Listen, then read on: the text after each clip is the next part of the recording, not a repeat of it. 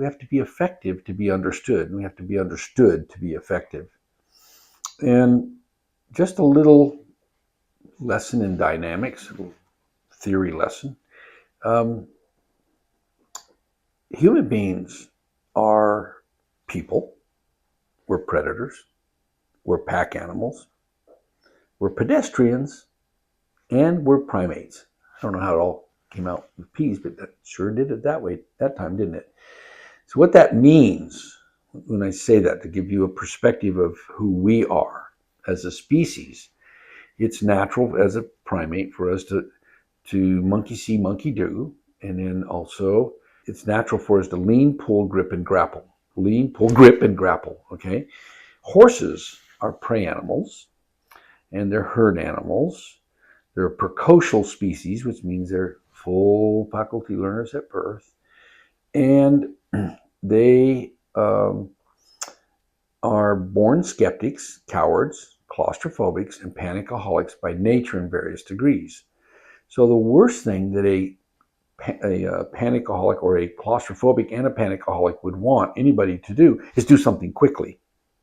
Does that make sense?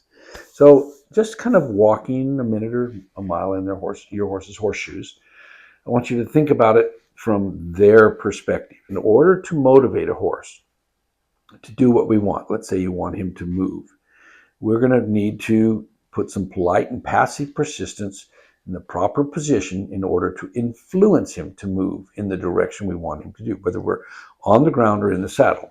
Okay? So let's think of the word influence. Let's think of the amount of pressure, see how little it takes, okay? So we're going to use words like suggest, ask, tell, promise. And we're going to do all of that slowly, put pressure on very slowly. We're going to relieve it quickly. That's the timing. It's the most important part.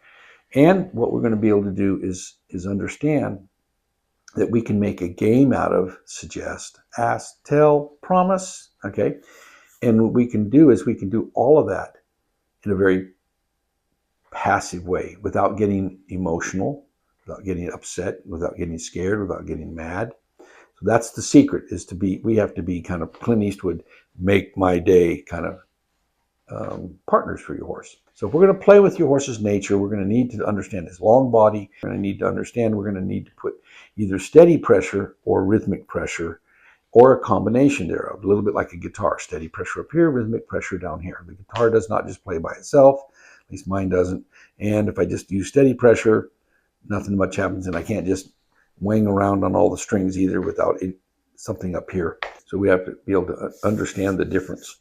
So here we go. So let's think about steady pressure. Let's think about how we could, have hands that close very slowly, but surely, certainly. Close them slowly. Open them quickly. Probably scared you. Ready? Close your hands very slowly and then open quickly. So let's just say I'm closing my hands and my horse responds. Open your hands. That's hard for us as a primate because it's natural for us to lean, pull, grip, and grapple. In fact, most equipment is made so you can grip and grapple better. Gloves that have got rubber dots on the inside so things can't slip.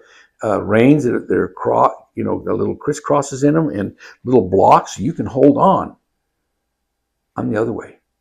I want to have, like fly fishing, I want to be able to slide, let that, and reel in that fish in, let him a little bit, and then let him drift out there, let him come back. I want to have things that I can allow that to go through. That's why I use what's called yachting braid on all my equipment.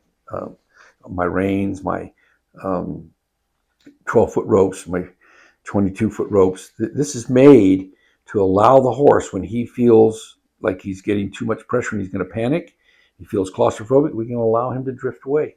Then we can slowly bring him in. So this way, in the end, whatever we're going to ask and try to influence our horse to do, we can do it in such a way that polite, passive persistence in the proper position with the perfect pressure.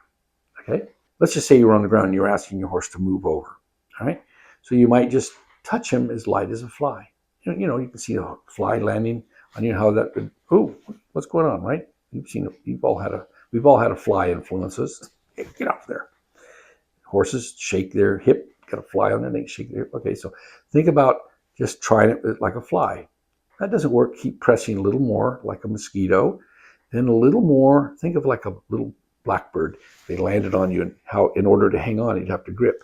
Then, like an eagle, without getting mean or mad, and just now, you ever seen those people that have the birds of prey land on their arm? They've got a big leather thing on there, so when he lands there and grips, he's not tearing into their flesh. I don't want you to ever tear into a horse's flesh, but I want you to think of that would be the phases, fly, mosquito, blackbird, eagle, and then the moment the horse responds. So whether you got using your fingers, and that's what we call it the porcupine game, by the way. It's nice and straight and stiff, but very slowly. This is why I wear spurs, because I can influence my horse with steady pressure. But so many people have been told to kick a horse to go, so they use spurs with rhythmic pressure, and that would be if I was a horse, it'd be one of the worst things you could do to me. So let's say that we're going to use rhythmic pressure. Let's just think that we could let's say we're moving cattle. We've all, wanted to be a cowboy. So if the cattle don't move, we start slapping our leg. Yeah. We use a driving motion. Okay, that's what I want you to think about. Driving pressure, rather. Rhythmic motion is comforting and friendly. Rock-a-bye, baby. Rhythmic motion. But when pressure starts, it starts off with suggest, ask, tell, promise. We'd go like this.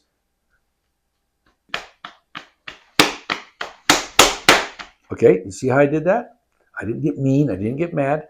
I just increased the pressure. Horses are great perception of not only danger, people, places, changes, and things, distance and approach. So how your body language, like if you want a horse to come here, it should look like this. If you want a horse to get back, maybe you better look like this. You can't sit there and look like this. Get back. Come here. It can't all be the same. So suggest, ask, tell, promise. No matter what it is you're doing, we need to suggest, ask, tell, promise. Putting pressure on very slowly. You'll relieve it very quickly. That way they'll get the message. And we'll go suggest, ask, tell, promise. Phase 1, phase 2, phase 3, phase 4. Polite and passive persistence in the proper position with the perfect pressure. Hi, horse lovers. My mission is to make the world a better place for horses and the humans that love them. And the way to do it is I created a step-by-step and level-by-level program. And you can get more than just insight. You can learn to be empowered to become the horseman that your horse needs you to be. And you can get directly there by clicking the link in the description below.